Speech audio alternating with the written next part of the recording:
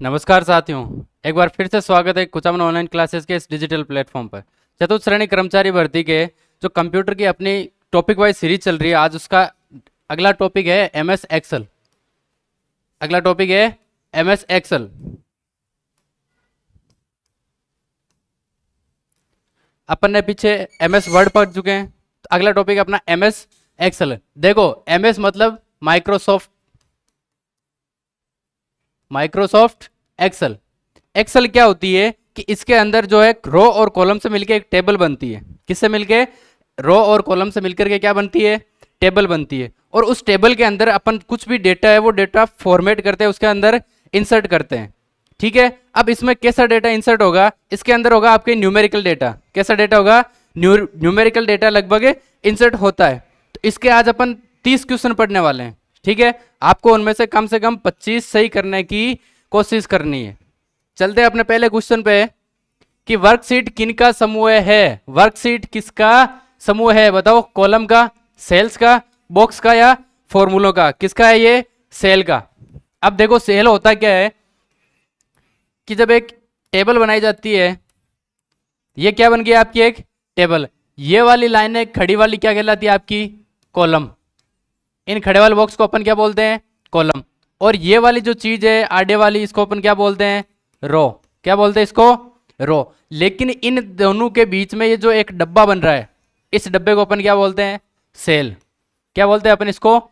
Cell. और इन सेलों का जो समूह है, इन सबको मिलके ये पूरी चीज बनी, इसको अपन क्या बोलते हैं? वर्कशीट। क्या बोलते हैं इसको? वर्कशीट।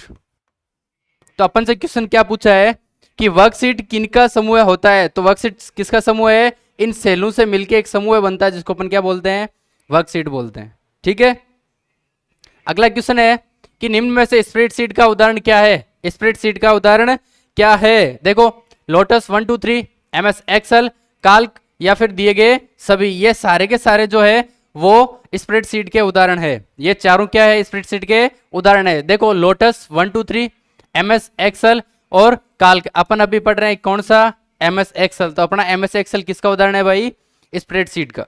ठीक है, अगला क्वेश्चन है एक्सेल में मेल का प्रारूप बदलने का कार्य किसका होता है? एक्सेल के अंदर जो मेल होती है उसका प्रारूप, उसका फॉर्मेट चेंज करने का कार्य किसका होता है? बताओ, फॉर्मेट मेन्यू का, डेटा मेन्यू का, टूल मेन्यू का या इंसर्ट मेन्यू का? किसका होता है? फॉर्मेट मेन्यू का। जो भी आपकी एमएस एक्सेल होती है उसके सबसे ऊपर में होता है फॉर्मेट मेन्यू। इसका काम क्या है? मेल का प्रारूप चेंज करेगा, उसका फॉर्मेट चेंज करेगा। माइक्रोसॉफ्ट एक्सेल है, बताओ क्या है भाई? स्प्रेडशीट है, नॉर्मल पेपर है, वर्कशीट है या इनमें से कोई नहीं? देखो, स्प्रेडशीट भी होती है, वर्कशीट भी होती है, नॉर्मल पेपर भी होता है। क्या सही है? बिल्कुल भी नहीं है। अभी जस्ट पीछे वाला क्वेश्चन अपन ने पढ़ा था, किसका उदाहरण है? स्प्रेडशीट का। किसका उदाहरण है? स्प्रेडशीट का। पढ़ा था ना? ठीक है, अगला क्वेश्चन, एक्सेल में डेटा को निश्चित क्रम में सॉर्ट किया जाता है। एक्सेल के अंदर डेटा किसके द्वारा निश्चित क्रम में सॉर्ट किया जाता है? निश्चित क्रम मतलब जैसे मान लो मैंने कुछ भी यहां पर डेटा लिख दिया, 3 2 5 6 1 4। ठीक है, अब इसको निश्चित क्रम क्या होगा इसका? ऐसे होगा 1 2 3 4 5 6 7, या फिर ऐसे मान लो मैंने ABCDEF। तो ये इसका क्या है? एक निश्चित क्रम है। ठीक है, इसकी एक सीरीज होती है। ये सीरीज का काम कौन करेगा? देखो, data menu, tool menu, edit menu या फाइल मेन्यू। कौन करेगा? आपका एडिट मेन्यू। क्या काम करेगा? निश्चित क्रम में डेटा को सॉर्ट करेगा। ठीक है, अगला क्वेश्चन क्या है कि वर्कशीट के एक सेल में अधिकतम कितने कैरेक्टर रख सकते हैं? सेल मैंने बताया था, रो और कॉलम के बीच में जो डब्बा बनेगा, जो स्पेस होगा, उसको क्या बोलेंगे? सेल। अब इस सेल के अंदर अपन मैक्सिमम कितने कैरेक्टर लिख सकते हैं? कितना बड़ा मैटर रख सकते हैं? देखो, 254 कैरेक्टर, 55, 56 या 57। कितने रख सकते हैं मैक्सिमम? 256 कैरेक्टर। मैक्सिमम कितने कैरेक्टर रख सकते हैं अपन? 256। ठीक है, शीघ्रता से फॉर्मेटिंग करने के लिए किस टूल का उपयोग किया जाता है? जो भी चीज मैटर अपन ने लिखा है उसकी फॉर्मेटिंग का मतलब क्या होता है कि उसको एक व्यवस्थित तरीके से जचाना होता है। ठीक है, उसको अपन क्या बोलते हैं? फॉर्मेटिंग। तो शीघ्रता से मतलब जल्दी से फॉर्मेट करने के लिए किस टूल का उपयोग किया जाएगा? बताओ भाई। फॉर्मेटिंग टूल बार या ऑटो फॉर्मेटिंग कमांड या फॉर्मेट मेन्यू या हिटसन? किसका उपयोग किया जाएगा? फॉर्मेटिंग टूल बार का। एक्सेल के अंदर डेटा को फास्टली फॉर्मेटिंग करने के लिए किसका यूज किया जाता है? फॉर्मेटिंग टूल बार का। ठीक है, अगला क्वेश्चन क्या है कि वर्कशीट में प्रथम सेल का पता A1 है। बिल्कुल सही बात है। जो भी वर्कशीट होगी, देखो ये एक्सेल के अंदर जो भी ये टेबल है, इसके इधर इसकी नंबर्स लिखे हुए होते हैं। कितने लिखे हुए होते हैं? नंबर्स लिखे हुए होते हैं, A1 A2 A3। अब ये A1 कैसे बना कि इसके इधर तो क्या लिखे हुए होंगे 1 2 3 4 5 और इधर क्या लिखी हुई होगी ABCDE। ठीक है, अब इसके अंदर देखो पहला है इसका A1 होगा, यही अपने को पूछ रहा है कि वर्कशीट में प्रथम सेल का पता क्या है? A1 है। A1 कैसे है? देखो ये यहां से A और ये क्या हो गया 1। प्रथम सेल का पता क्या बन गया आपका A1। इसका अपन देखेंगे तो ये क्या है BA, इधर से क्या है 1 है तो इसका पता क्या हो गया B1। इसका अपन देखेंगे तो इधर से क्या है BA, इधर से क्या है 2 है, ये क्या हो गया आपका B2। ठीक है, तो सेल का पता, प्रथम सेल का पता A1 है। ये बात सही है या गलत है? बताइए कमेंट करके। ये बात सही है। क्यों है? क्योंकि इसके अंदर इसका पता भी A1 होता है। एक्सेल 2003 में रो की संख्या कितनी है? वही बात, रो जो टेबल के अंदर दो प्रकार की लाइनें बनती है, कॉलम और रो। तो जो आपका MS एक्सेल 2003 आया था उसके अंदर इन रो की मैक्सिमम संख्या कितनी होती थी? बताओ 65,535, 536, 534 या 533? कितनी होती थी? 65,536। कितनी होती थी भाई? 65,536। किसके अंदर? MS एक्सेल 2003 के अंदर। ठीक है, हम MS एक्सेल में ग्राफ बना सकते हैं। ये बात सही है या गलत है? सही बात है। MS एक्सेल के अंदर ग्राफ बनाया जा सकता है। देखो ग्राफ के अंदर क्या होता है? न्यूमेरिकल्स ही तो होते हैं। ये कोई भी आप ग्राफ बनाते हो, जैसे मान लो ये बना दिया, इसके अंदर अपन जो डेटा भरते हैं किस रूप में भरते हैं? न्यूमेरिकल के रूप में। तो MS एक्सेल के अंदर ग्राफ बनाना पॉसिबल है। MS एक्सेल में किन्हीं भी 5 स्टूडेंट्स की रिकॉर्ड का औसत ज्ञात करने के लिए कौन सा फॉर्मूला प्रयोग किया जाता है? अब देखो अपने पास क्या एक स्कूल है, ठीक है, स्कूल है, इसके अंदर मान लो अपन क्लास 10th के बच्चों का अपने को क्या रखना है? रिकॉर्ड रखना है। ठीक है, उन बच्चों का रिकॉर्ड आया। अब उनमें से किसी भी 5 स्टूडेंट का रिकॉर्ड है, जैसे मान लो मैं 5 नाम लिख देता हूं यहां पर।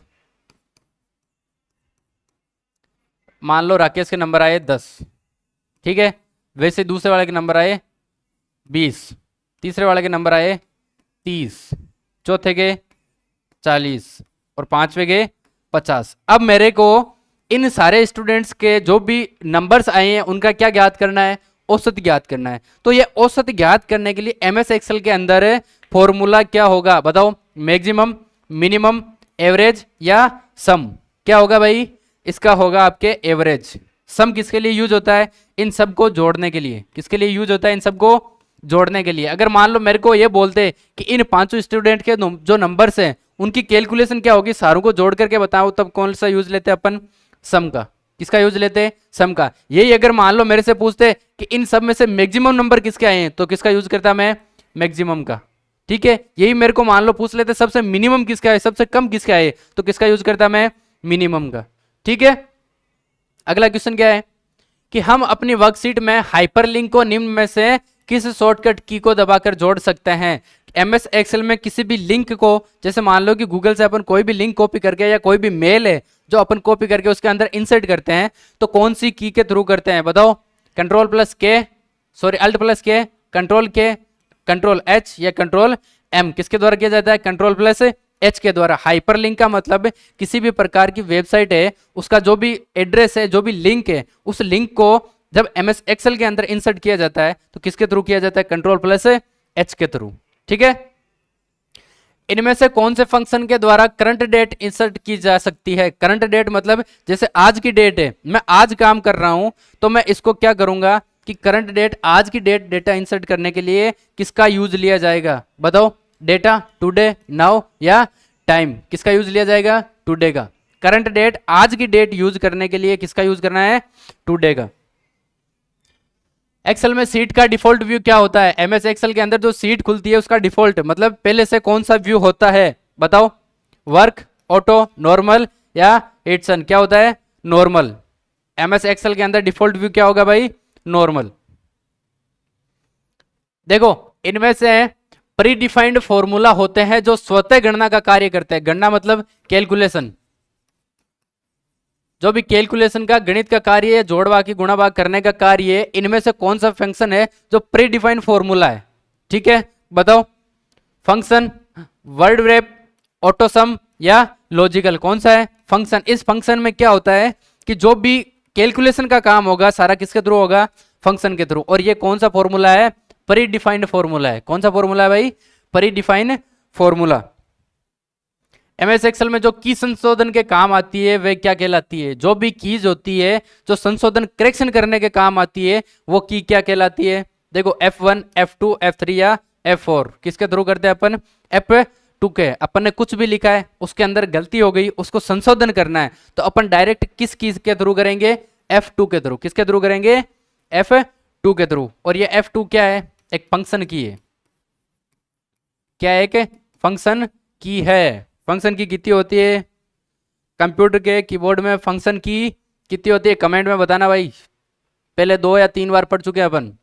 निम्न में से कौन सी एक्सेल की टर्म नहीं है? इनमें से एक्सेल के अंदर क्या नहीं हो सकता? देखो सेल होती है, रो होती है, कॉलम होती है, लेकिन डॉक्यूमेंट नहीं होता। डॉक्यूमेंट कहाँ होता है? एमएस वर्ड में। एमएस वर्ड की फाइल है उसको अपन क्या बोलते हैं? डॉक्यूमेंट बोलते हैं। तो ये एक्सेल में नहीं होता। आंसर क्या हो जाएगा आपका? डॉक्यूमेंट। सेल भी होती है, रो भी होते हैं, कॉलम भी होते हैं, लेकिन डॉक्यूमेंट नहीं होते। पहले वाली वर्कशीट पर जाने के लिए हम किसका प्रयोग करते हैं? पहले वाली वर्कशीट देखो एमएस एक्सेल का जो भी सामने का आपके पास व्यू है इसके अंदर नीचे सीटें बनी हुई होती है। क्या बनी हुई होती है? सीट 1 2 3 4। मैं 3 नंबर सीट पर काम कर रहा हूं लेकिन मेरे को क्या करना है? पीछे वाली सीट पे जाना है, पहले वाली सीट पे जाना है। तो मैं क्या करूंगा? Control plus page up. क्या करूंगा भाई? Control plus page up. ठीक है, जो भी सीट बनी हुई होती है 1 2 3 4 अपने को जो पहले वाली सीट है उसके ऊपर जाना है तो क्या करूंगा? मैं कंट्रोल प्लस पेज अप। अगर आप अपनी वर्कशीट में सीधे एडिटिंग नहीं करना चाहते और डेटा को एडिट और एंटर के लिए आप कौन से बार का उपयोग कर सकते हैं? देखो आप अपने वर्कशीट के अंदर सीधे एडिटिंग नहीं करना चाहते।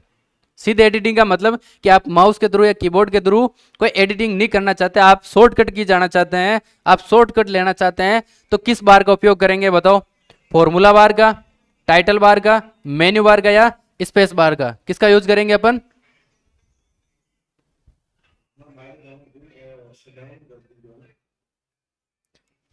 किसका यूज करेंगे भाई अपन? फॉर्मूला बार का। अब फॉर्मूला बार में कैसे होता है कि इधर आपने इस सेल के अंदर जो भी डेटा लिखा हुआ है, इस सेल के अंदर जो भी डेटा लिखा हुआ है इसका एक फॉर्मूला होता है। इसका क्या होता है? एक फॉर्मूला होता है जो कहां पर लिखा हुआ होता है? फॉर्मूला बार के अंदर। अब मेरे को इसका जो भी डेटा है इसको एडिट करना है तो मैं क्या करूंगा? इसमें नहीं जाके सीधा इस फॉर्मूले को एडिट कर दूंगा। क्या करूंगा? मैं इस फॉर्मूले को एडिट कर दूंगा। जैसे मान लो कि वो मैंने 5 एग्जाम्पल दिए थे, ठीक है, यहां पर मैंने उसका क्या निकाला था? एवरेज निकाला था। क्या निकाला था? एवरेज निकाला था। अब मान लो मेरे को इसके अंदर करेक्शन करना है, ठीक है, क्या करना है? मेरे को इसकी सम करनी है, इसकी जोड़ करनी है, ठीक है। तो मैं क्या करूंगा? इसको एडिट नहीं करके डायरेक्ट इस फॉर्मूले को एडिट कर दूंगा। यहां पर जब मैंने एवरेज लिखा था उसको हटा करके यहां पर क्या कर दूंगा? सम का फॉर्मूला कर दूंगा। ठीक है, समझ गए? आगे चलते हैं। यदि आप चौड़े फॉर्मेट में प्रिंट लेना चाहते हैं तो किस तरह पेज ओरिएंटेशन या अभिविन्यास का प्रयोग करेंगे? देखो पेज ओरिएंटेशन क्या होता है? पेज 2 प्रकार का होता है, एक ये पेज है और एक ये पेज।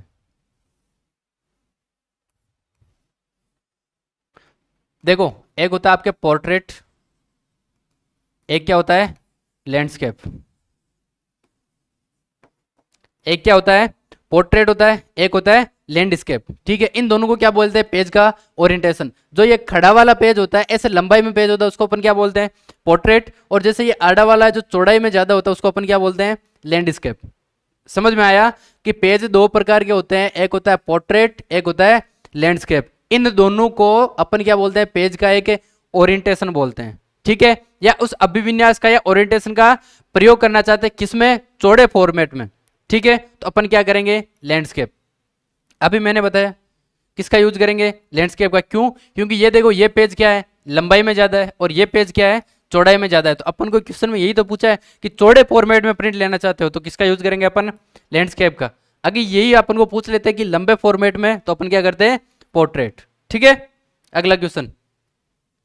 एमएस एक्सेल 2010 का उपयोग विभिन्न प्रकार के किस में किया जाता है जो सामान्य से लेकर जटिल कार्यों तक उपयोगी होते हैं?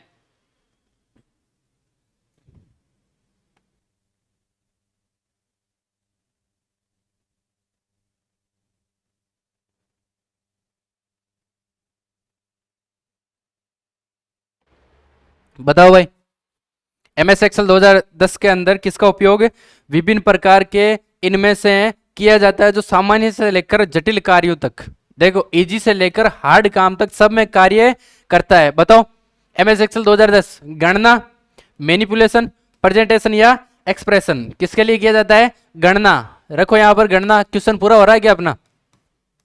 एमएस एक्सेल 2010 का उपयोग विभिन्न प्रकार के गणना में किया जाता है जो सामान्य से लेकर जटिल कार्यों तक उपयोगी होते हैं। देखो आपकी कैलकुलेशन है वो इजी भी हो सकती है और हार्ड भी हो सकती है। अरे मैथ के अंदर कई क्वेश्चन तो आपके चुटकियों में सोल्व हो जाते हैं, कई क्वेश्चन आपके 10-10, 15-15 मिनट, एक घंटा खा जाते हैं। तो ये जो गणना है ये किस में होती है? एमएस एक्सेल 2010 के अंदर, जो सामान्य से लेकर जटिल कार्यों तक उपयोगी है। ठीक है, आपके जैसे मान लो कि 10 बंदे हैं, इन सब का आपको बोल दिया कि एवरेज निकालो, तो अब आप एवरेज निकालोगे, कैलकुलेशन करोगे तो आपके बहुत सारा टाइम लगेगा। लेकिन एक्सेल के अंदर वो काम चुटकियों में हो जाएगा। किसके थ्रू होगा? फॉर्मूले के थ्रू। किसके थ्रू होगा? फॉर्मूले के थ्रू। अगला देखते हैं, पेज के ऊपरी मार्जिन में स्थित टेक्स्ट को क्या कहते हैं? पेज के जो ऊपर ऊपर होता है, ये मेरा पेज है, ये मैंने एक पोर्ट्रेट पेज ले रखा है। अब इसके अंदर ये जो मार्जिन है, इसके अंदर मैंने कुछ भी टेक्स्ट लिखा है, इस टेक्स्ट को अपन क्या बोलते हैं? हेडर। इस टेक्स्ट को अपन क्या बोलते हैं? हेडर। लेकिन यही चीज में अगर यहां नीचे लिखता है तो इसको अपन क्या बोलते हैं? फुटर। क्या बोलते हैं इसको? फुटर। पेज के ऊपरी भाग के मार्जिन में जो भी टेक्स्ट लिखा जाता है उसको अपन बोलेंगे हेडर, और जो नीचे लिखा जाता है उसको अपन बोलेंगे फुटर। देखो इसको ऐसा याद रखो, ये एक आदमी है, ऊपर क्या है इसके? हेड है, तो ये क्या हो गया? हेडर। नीचे क्या है इसके? फुट है, तो ये क्या हो गया? फुटर। ठीक है, तो पेज के ऊपर जो भी चीज लिखी जाती है वो क्या होगी? हेडर, और जो नीचे लिखी जाती है वो क्या हो गई? आपकी फुटर। एक्सेल फॉर्मूला सेल के एड्रेस, ये देखो $1 $4 का प्रतिनिधित्व करता है। जो एक्सेल का एक फॉर्मूला है $1 A $4, इसका प्रतिनिधित्व कौन करता है? Absolute cell reference. कौन करता है? Absolute cell reference. फॉर्मूला क्या आपका? $1 A $4, इसका प्रतिनिधित्व एब्सोल्यूट सेल रेफरेंस। कौन सा ऐसा नियम है जो वैल्यू के पूर्वानुमान में मदद करता है? पूर्वानुमान, जैसे मान लो कि अपने को आज पूर्वानुमान हो गया कि मेरे यहां पर क्या होने वाली है? बारिश होने वाली है। तो इनमें से ऐसा कौन सा नियम है जो पूर्वानुमान में मदद करता है? फाइंड, रिप्लेस, गोल सीक या गो टू। ऐसा कौन सा नियम है जो वैल्यू के पूर्वानुमान में मदद करता है? गोल सीक। कौन करता है? गोल सीक। पूर्वानुमान मतलब जैसे मान लो मैं यहां पर लिखना चाह रहा हूं एक वैल्यू 3000, ठीक है, और मैंने यहां पर केवल 3 लिखा और ये 3000 अपने आप ले लिया। कैसे? इसने पूर्वानुमान किया कि आप शायद 3000 लिखना चाह रहे हैं, इसका इसने क्या कर लिया? पूर्वानुमान कर लिया। तो ये किसके थ्रू होता है? गोल सीक के थ्रू। एमएस एक्सेल का ऐसा कौन सा फीचर है जो श्रृंखला को तार्किक रूप से दोहराने में मदद करता है? श्रृंखला को तार्किक रूप से, जैसे मान लो कि मैंने यहां पर पहले कुछ भी लिख रखा था, ठीक है, यहां पर मैंने लिख रखा था कुचामन ऑनलाइन क्लासेस, ठीक है, अब मैंने दोबारा जब उसी चीज पे आया मैंने केवल इतना लिखा कुचामन, इसने ऑनलाइन क्लासेस अपने आप भर लिया। कैसे भर लिया? क्योंकि ये चीज मैंने पहले लिख रखी थी। आपके फोन में होता होगा, जैसे मान लो आप किसी को लिख रहे हो गुड मॉर्निंग, सुबह सुबह उठते ही लिखते हो ना, अरे गुड मॉर्निंग लिखते हो। अब आपने दूसरे दिन उठा और आप लिखे गुड मॉर्निंग, अपने आप आ गया। आता है फोन के अंदर, सुबह उठते ही गुड लिखते हो, मॉर्निंग अपने आप आ जाता है। शाम को सोते हो गुड लिखते हो, नाइट अपने आप ले लेता है। किसके थ्रू होता है? ऑटोफिल के थ्रू। किसके थ्रू होता है ये चीजें? ऑटोफिल के थ्रू। तो एग्जाम में अगर आपको पूछे कि एमएस एक्सेल का ऐसा कौन सा फीचर है जो श्रृंखला को तार्किक रूप में दोहराने में मदद करता है, तो कौन करता है भाई? ऑटोफिल। ऑटोफिल क्या करता है कि अगर आपने कोई चीज पहले से लिख रखी है, उसी चीज को दोबारा रिपीट कर रहे हो, तो उसको क्या करेगा? वो अपने आप फिल कर देगा, ऑटोफिल कर देगा। समझ में आया ऑटोफिल क्या होता है? चलिए, एमएस एक्सेल में करेंसी ऑप्शन किस बार में होता है? MS एक्सेल के अंदर जो करेंसी जो नोट्स का ऑप्शन होता है किस बार में होता है? Formatting tool bar, standard tool bar, status tool bar या फॉर्मूला बार? किसके अंदर होता है आपके? Formatting tool bar. किसके अंदर होता है? Formatting tool bar. किसका? करेंसी का। ठीक है। MS एक्सेल में मैक्रो ऑप्शन किस मेन्यू में होता है? MS एक्सेल के अंदर जो मैक्रो का ऑप्शन होता है वो किस वैल्यू में होता है? बताओ। इंसर्ट में, फॉर्मेट में, टूल्स में या डेटा के अंदर? किसका होता है? टूल्स में। देखो इंसर्ट के अंदर कुछ भी आपको नई चीज जोड़नी है, उसके अंदर कोई नई चीज जोड़नी है, जैसे मान लो कि आपने इमेज जोड़ी कोई, तो ये किसके थ्रू होगा? इंसर्ट के थ्रू। फॉर्मेट का मतलब आपने कोई भी डेटा लिखा है उसको व्यवस्थित करने के लिए, कुछ भी डेटा लिखा है उसको व्यवस्थित करने के लिए। टूल्स का मतलब कोई भी आप सिंबल ले रहे हो या कोई भी अन्य प्रकार के टूल ले रहे हो, उनका उपयोग किया जाता है। टूल्स का किस में किया जाता है भाई? सिंबल्स वगैरह में। ठीक है। और डेटा जो भी अपन सेल के अंदर, सेल क्या होती है? जो रो और कॉलम के बीच का जो डब्बा होता है उसको अपन क्या बोलते हैं? सेल। और उस सेल के अंदर जो भी चीज लिखी जाती है उसको क्या बोलते हैं? डेटा। MS एक्सेल में सिर्फ डेट डालने के लिए किस फंक्शन का यूज किया जाता है? केवल सिर्फ डेट डालना है अपने को, केवल डेट डालना है, तो किसका यूज करेंगे अपन? टुडे का। देखो टुडे का कैसे कि आज अपने को आज की डेट डालनी है। ठीक है। मैं आज 20 तारीख डालना चाह रहा हूं, तो मैं क्या करूंगा कि उसको आज का दे दूंगा। टुडे का मतलब आज, उसको बता दूंगा कि आज की डेट भरनी है। अब ये काम उसका है, डेट भरने का काम उसका है। तो जो सिर्फ डेट डालने के लिए किस फंक्शन का यूज करते हैं अपन? टुडे का। MS एक्सेल में फिल ऑप्शन किस मेन्यू में होता है? MS एक्सेल के अंदर जो फिल मेन्यू है किस में होता है? एडिट के अंदर। किस में होता है भाई? एडिट में। MS एक्सेल में फिल मेन्यू किस में होता है? एडिट में। अगला क्वेश्चन क्या कहता है कि MS एक्सेल में इनमें से कौन सा डेटा टाइप नहीं होता है? इनमें से कौन सा डेटा MS एक्सेल है जो एक्सेप्ट नहीं करेगा? बताओ देखें। नंबर करता है, करेंसी अभी पढ़ा है करता है, डेट एंड टाइम ये भी पढ़ लिया करता है, लेकिन जो लेबल्स होते हैं इनको MS एक्सेल एक्सेप्ट नहीं करेगा। देखो नंबर्स 1 2 3 4, करेंसी जो भी सिंबल्स होगा, जैसे मान लो रुपया हो गया या डॉलर हो गया, ये सारी चीजें MS एक्सेल एक्सेप्ट करता है। डेट एंड टाइम ये भी करता है, लेकिन जो लेबल होते हैं इसको नहीं करता है। तो MS एक्सेल के अंदर इनमें से कौन कौन सा डेटा है जो टाइप नहीं होता है?